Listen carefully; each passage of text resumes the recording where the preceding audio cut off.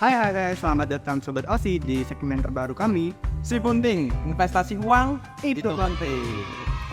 Pada kesempatan kali ini kita membawakan sebuah konsepan baru yang dimana lebih fresh tentunya, yaitu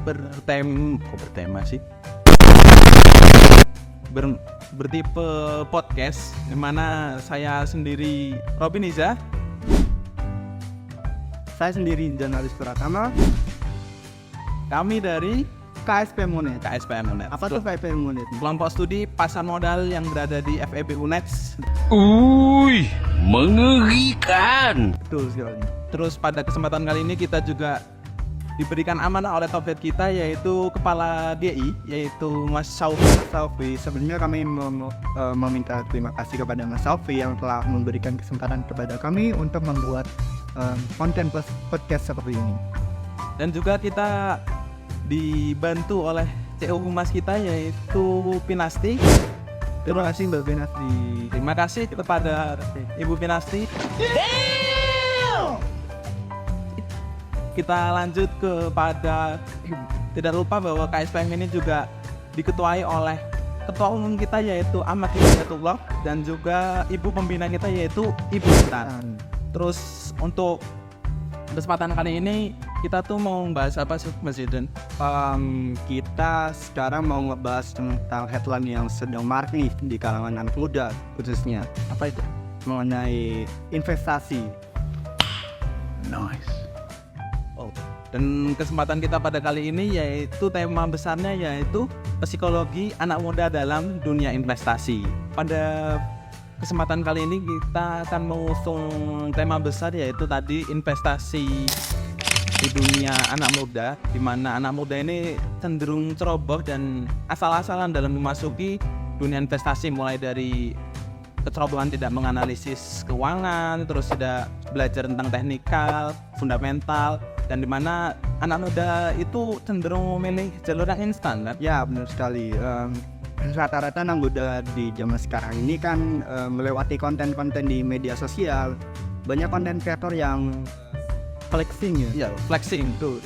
Malah apa ya, kesannya ingin membantu para anak muda cepat kaya, cepat miskin juga contohnya. Juga Itu harus dipolitikan. salah satu bentuk kecerobohan anak muda dalam dunia berinvestasi. Ya, Bermain kripto yang asal-asalan, terus mungkin masuk dunia saham, beli saham gorengan, saham yang naik turun, terus tidak menggunakan analisis yang kuat, mungkin yang pattern. atau bahkan dark side-nya mereka main di instrumen judi. Nah, Judi online, judi tuh.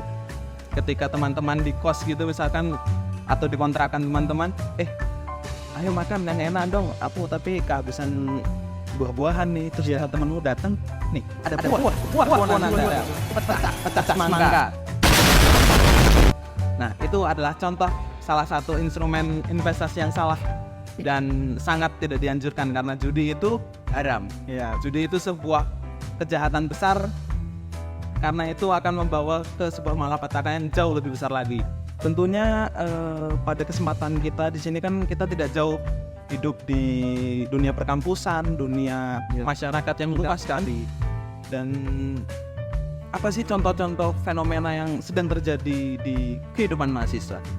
seperti yang kemarin kita tahu di kalangan mahasiswa, apalagi teman-teman kita sendiri banyak yang main di kripto dan juga bahkan main di dunia judi online. Karena salah satu YouTuber tersebut ya, Iya, benar sekali.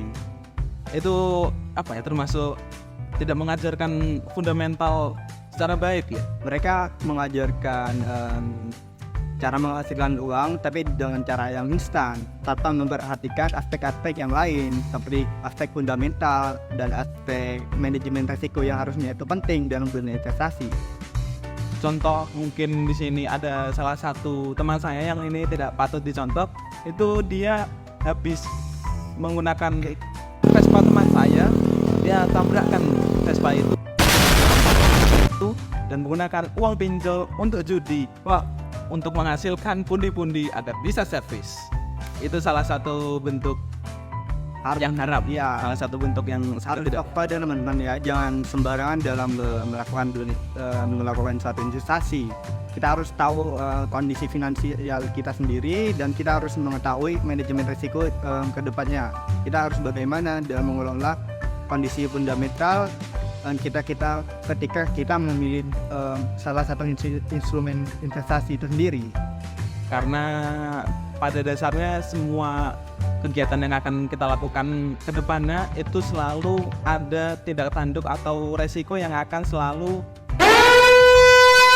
membarengi kita dalam setiap pergerakan tersebut. Contohnya di sini kita akan membahas tentang sebuah investasi buruk, mungkin investasi bodong. Di sini ada juga kan Iya, kemarin sempat ada berita itu Kemenkumham itu nangkap beberapa orang yang terjaring melalui media sosial. Mereka dilacak dari IP-nya dan dapat orangnya. iya dapat. Salah satunya ada teman saya. Jadi korban, Mas. Jadi korban. Saya juga kaget soalnya. Contoh nyata ini ya. Iya, Contoh real ya. ternyata.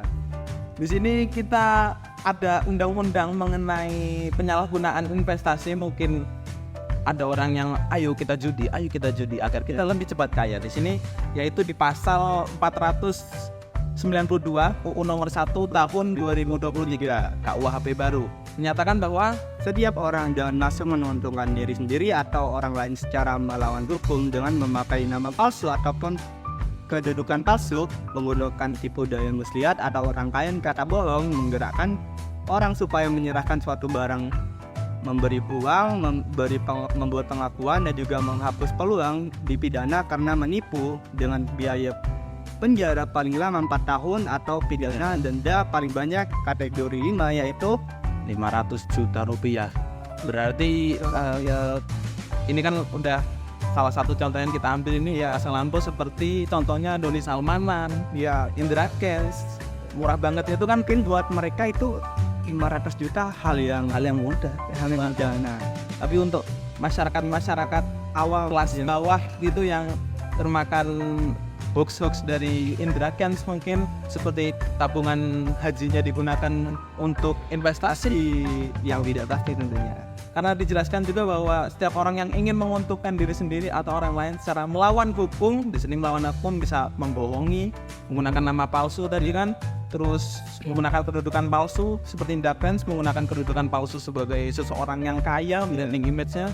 Terus di sini ada menggunakan tipu muslihat. Tipu muslihatnya menggunakan apa itu? Pas itu aplikasinya. Binomo. Karena itu apa itu salah satu instrumen juga. Salah satu investasi yang tidak pasti tentunya. Tidak pasti karena Tidak terdaftar secara hukum, tidak ada legalitasnya secara tidak ada laporan keuangan. Terus di mana oknum-oknum tertentu juga menggerakkan orang supaya menyerahkan suatu barang. Biasanya oknum itu kan kalau tidak ikut ajaran mereka dianggap miskin gitu kan. Biasanya dianggap miskin. kebanyakan anak muda zaman sekarang kan banyak yang gengsi nih Mas ya. Banyak yang gengsi tentunya kan. Berarti secara tidak langsung investasi bodong itu atau sebuah fenomena anak-anak muda ini tidak menggunakan analisis yang baik Dan juga manajemen risiko yang pasti tentunya. akan membawa kepada diri sendiri malah petaka yang lebih besar. Oleh karena itu waspadalah. Gunakanlah otak kalian untuk menganalisis sebuah laporan keuangan atau saham-saham tertentu dengan baik dan benar. Iya. Berguna untuk menjauhi kehancuran berikutnya. Karena kalau kita tidak menggunakan otak kita untuk meneliti atau asal-asalan dalam masuk ke dunia slot, Iya. bisa-bisa teman-teman Hancur sendiri. menjual harga diri, menjual motor teman. Itu dia mungkin sedikit kesimpulan dari apa yang kita bahas kali ini. Introduksinya secara keseluruhan, investasi itu penting, tapi kita harus mengerti kondisi finansial kita sendiri dan juga bagaimana cara memanage kondisi finansial kita dan juga manajemen risiko kita ke depannya agar kita tidak terjerumus lebih dalam ke dalam dunia investasi yang tidak pasti. Dan juga kalau teman-teman mau lanjut mengenai pembahasan investasi yang lebih mendalam, stay tune di konten kita berikutnya yang akan membahas tentang apa Mas Zidan? Investasi Yang lebih baik. benar sekali. Oke, Oke, saya Zidan Wiswarama di sini. Saya Robin Niza di sini. Terima kasih kepada Mas Sofi yang telah hadir pada kesempatan kali ini dan membantu kita dalam kelancaran dan kesuksesan video kali ini. Dan ada Kang Penasti, terima kasih, dan juga kepada teman-teman saya yang ada di belakang layar yang membantu kesempatan kita kali ini. Sekian dari kami.